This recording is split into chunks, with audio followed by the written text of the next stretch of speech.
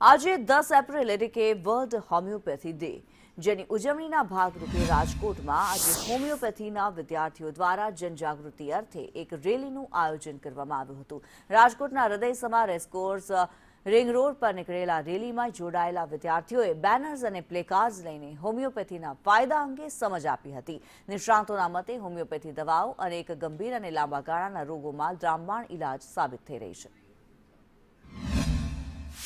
કોલેજના બધા વિદ્યાર્થીઓ, રાજકોટના તમામ હોમિયોપેથિક પ્રેક્ટિશનર્સ સાથે મળીને હોમિયોપેથીની અવેરનેસ માટે એક રેલીનું આયોજન કર્યું હતું, જેમાં અંદાજિત 1500થી 2000 જેટલા લોકો જોડાયેલા હતા।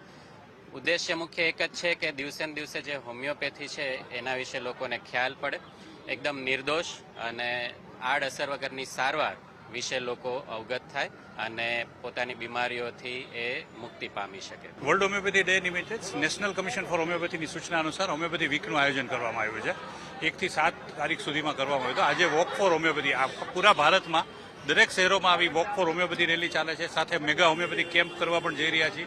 ફક્ત એક દિવસનો કેમ્પ નહીં, પણ આખું વર્ષ લોકોને ફ્રી સારવાર મળી રહે એવું એક કેમ્પનું આયોજન પણ છે, જેમાં પત્રકાર મિત્રોને પણ જાણ કરશું। 12 તારીખનું આયોજન છે। એ સિવાય હોમિયોપેથીની અંદર હોમિયોપેથીનો ખૂબ જ સારા પરિણામ છે। અત્યારે જે મેગા સેમિનાર થઈ રહ્યા છે, એડવાન્સ પેથોલોજીકલ કન્ડિશન કે જ્યાં કોઈ જેને કહેવાય ને હોપ નથી, એવી જગ્યાએ હોમિયોપેથી સારવાર ખૂબ સારો સારવાર આપે છે।